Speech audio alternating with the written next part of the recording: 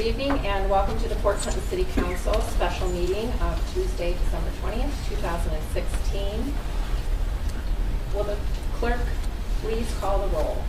Kay Velo. Present. Lisa Sardi. Present. Beth Gilman. Present. Gary Trolley. Present. Roseanne Hickman. Present. Margaret Phillips. Present. Joel Friedman. Present. I'd like to ask for a motion to waive any and all irregularities. Madam President, I move to waive any and all irregularities in the calling and conducting of this meeting. A motion to waive the irregularities of the meeting. Wait a second. Second. Mrs. Sardi, thank you. All those in favor? Aye. Any opposed? The chair notes that certification has been received regarding the compliance with the rules and notification of this meeting. The purpose for this evening's meeting is the reading of ordinances and resolutions. Will the clerk please read by title and summary only? Ordinance 25-16. An ordinance implementing sections 3735.65 through 3735.70 of the Ohio Revised Code, establishing and describing the boundaries of a community reinvestment area in the city of Port Clinton, Ohio, designating a housing officer to administer the program, and creating a community reinvestment housing council and a tax incentive review council. Does council wish to take any action on ordinance 25-16? Madam President, Mr. Velo. I move to table ordinance 25-16 for further consideration by council at the December 27th meeting. I have a motion to table ordinance 25-16 to the December 27th meeting. I'll second that. Mr. Trolley, thank you. Any further discussion? The chair will yield the floor to Mr. Atkins. Thank you.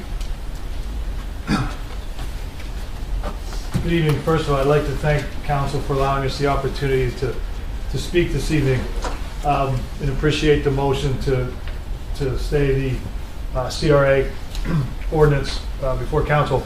On behalf of the school district, we've been brought into the conversation on the CRA quite late.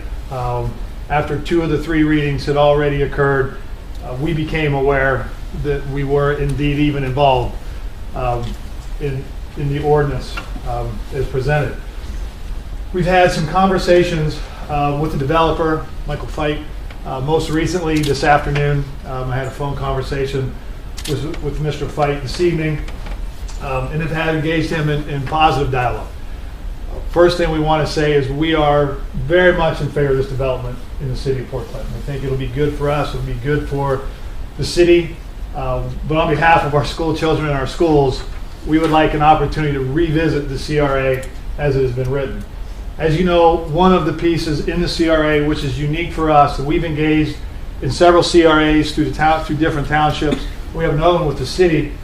But one of the things that's a little bit unique about this is the inclusion of residential, new construction on residential, non-commercial properties, which is the development at Jefferson Street. As the CRA is written, it allows for 100% abatement of property taxes for up to 15 years. Through some meetings with Councilman Below and our auditor Cole Hatfield, we've been able to have some, I think, very beneficial discussion on that. Our concern as a school district is we're what's called a guarantee school district. So we are not funded on a per pupil basis. So for us, our school funding from the state of Ohio has been set from 2012. It was based on the number of kids that we had then, hasn't gone up, hasn't gone down. If we have 100 kids move in, we do not get 1 penny more from the state of Ohio. Our revenue to offset our operational costs is generated through tax dollars, which this CRA abates. We are very hopeful that the housing development would attract new families to Port Clinton that would, if successful, bring some school-age children to our schools. The concern that we would have, the largest concern would be, with that would come additional operating expenses to the school district, but we would be giving up our right to collect the revenue to offset those operating expenses, which would then leave us with our only other alternative, which would be to run levies to the community. In this situation, it would be the residents, everybody except those people that were bringing the increasing our operational costs. So that concerns us. So I'm here tonight to ask you to please reconsider the ordinance and exclude residential new construction. But at that same time, include in the ordinance, if you would, the opportunity for the school district and the county and the city to negotiate with developers and be included in the conversation. And perhaps it be through an abatement. I'm not part of the CRA. We've had the opportunity, and Councilman Bilo was able to join us, where we met with the developer and had a very good conversation about some possible things that we can do. Had the ordinance had the third reading, we would have never had the opportunity to even engage him. And we're confident now that he understands our concern, and if we're able to work with him directly, we'll be able to take care of our kids and still have the opportunity to get the development in. I have assured Mr. Fite, along with his representative, Mr. Coker, the school district will not be a reason development doesn't take place. But on the same token, we don't feel that it's, the burden can be put on our school kids entirely. So that's why we're requesting that the ordinance be reconsidered. The second piece of it is a big concern for us is the vastness of it. Running from the end of Jefferson Street down through the tree streets down to basically Standard Products. I realize the Standard Products site is zoned commercial, and we're not too concerned about the commercial pieces of it because in a CRA with the commercial piece, they have to make us whole up to 50% anyway. So we've been engaged in those and have had good conversation whenever that takes place. But should the Standard Products site at any time be rezoned for residential or condos or anything, we would have forfeited our right to again have these conversations with developers, which we're used to doing in other CRAs that we've been involved with, where we've been able to move forward with development, but at the same time protect the interest of our school kids and not come back to our local taxpayers. Trust me when I tell you this, our board president, Dave Bellin, is here, and if anybody has heard us speak, we've been extremely appreciative of the sacrifice this community made for us to build new school buildings. And we've said openly, we want to stay off of the ballot for as long as we can. And we've worked to do that. Our school district is very fortunate to see a little bit of an uptick in our student enrollment. And we believe this is a good development, that it would bring new kids and new families to our community. But again, we're just asking for the ability to negotiate with the developer so we can also take care of the interests of our students in our school district without putting the burden on the taxpayers, which in this case, the ones that we're adding would be exempt from. So that is our request. We know you have another meeting on the 27th. We're open to different discussions and negotiations, but we feel that it's kind of being rushed. And again, wasn't our desire to be brought into this so late. And anything else that we've done, we've been at the table from day one in any negotiations. And I honestly learned about this deal in a conversation at Rotary, where a gentleman shared it with me and thanked us for abating 100% of the property taxes for 15 years, to which I knew nothing about, which I know there was an article in the News Herald, but we failed to see that.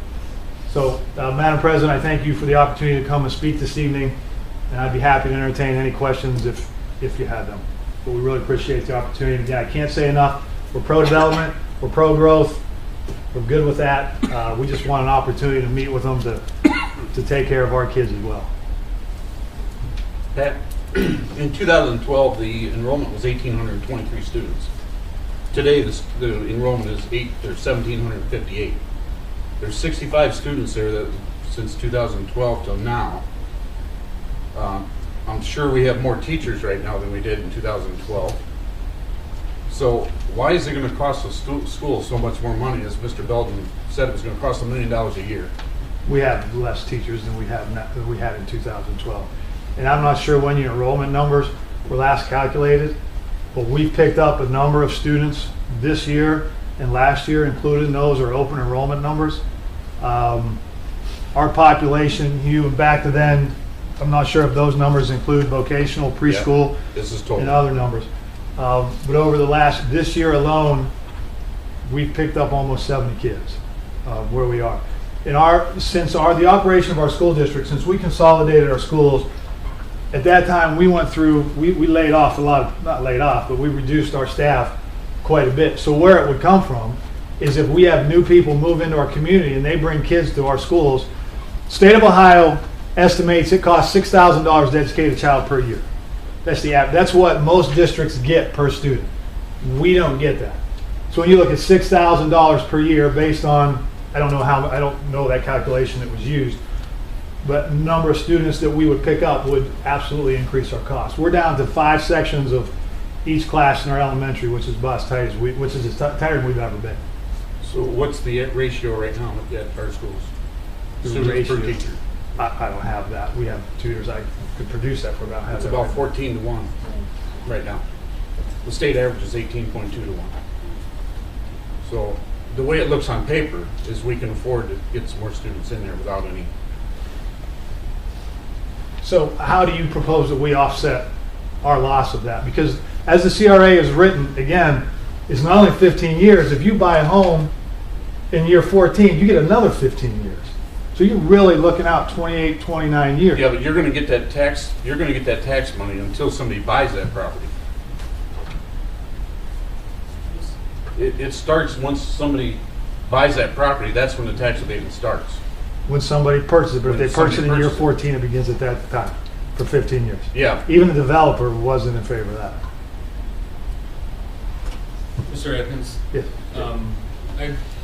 Mr. Hatfield originally brought up the idea, the concept, which is, I think, common in CRA agreements between cities and school districts, the concept of revenue sharing based on the city's income tax stream. Cole brought that up. Mr. Hatfield brought that up at one meeting. I spoke with Mr. Dornbush on Friday to see if we should revisit that, because we hadn't in the 2 conversations or meetings that had happened since then. Has he brought that up to you? He mentioned that to me either discuss today or that? yesterday. And we had a board meeting last night and we did discuss that. Sure, we'd certainly be interested in that. That's something that we typically get involved in when it's a commercial property.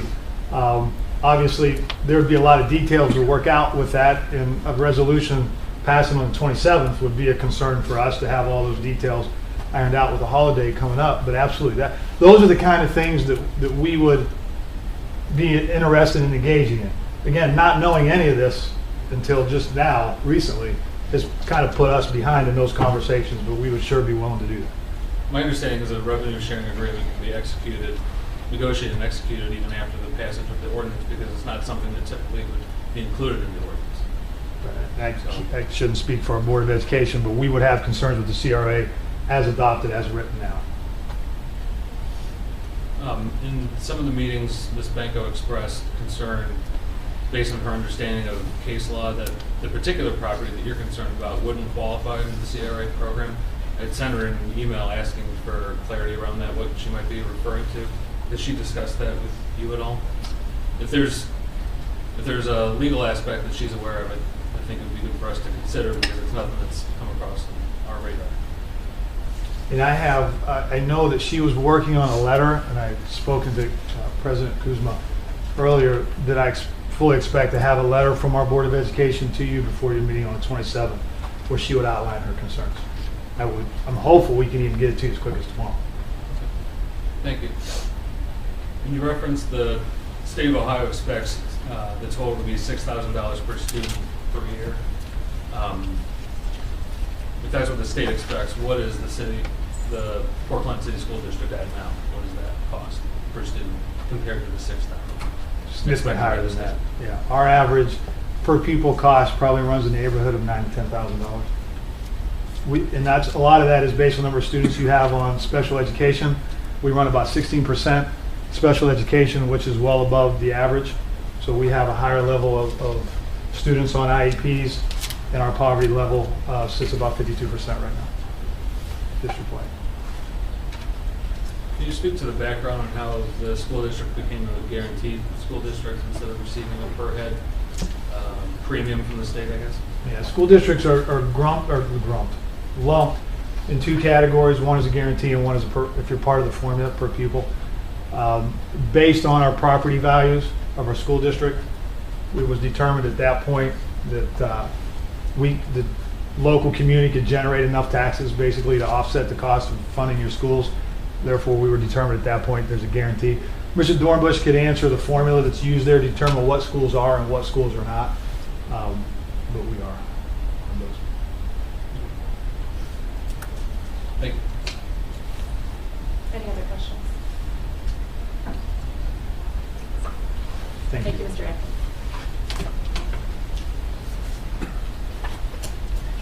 Any other discussion for ordinance 25-16? We have a first to table, a second to table, and will the clerk please call the roll? Lisa Sardi. Yes. Beth Gilman. Yes. Roseanne Hickman. Yes. Bill Friedman. Yes. Margaret Phillips. Yes. Gabe Velo. Yes. And Jerry Troller. Yes. Ordinance 25-16 has been tabled until the December 27th regular council meeting.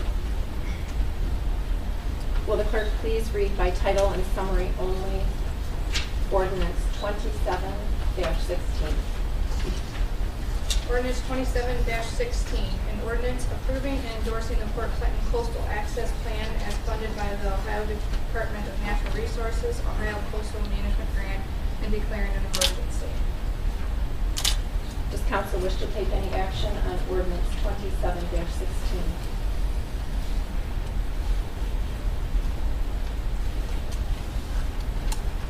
Seeing none, ordinance 27-16 will be moved to the December 27th regular council meeting. Will the clerk please read by title and summary only ordinance 28-16? Ordinance number 28-16, an ordinance amending certain sections of ordinance 5-16 as amended, and revising and fixing the salaries of certain supervisory positions classified as exempt employees of the city of Port Clinton, Ohio, and declaring an emergency. Does council wish to take any action on ordinance 28-16?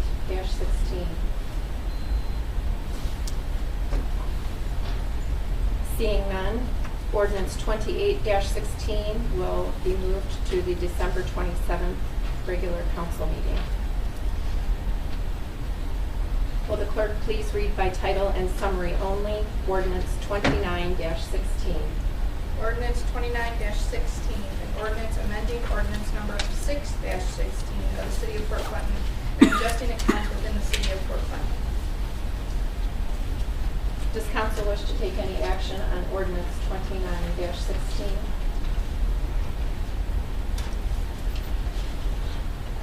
Seeing none, ordinance 29-16 will be moved to the December 27th regular council meeting. Will the clerk please read by title and summary only resolution 16-10? Resolution 16-10, a resolution of support for the creation of a community-wide vision for the purposes of implementing a comprehensive long-term plan to promote community development in the city of Port Clinton and recognizing the citizen-led visioning and planning initiative Voice to Vision. Does council wish to take any action on resolution 16-10?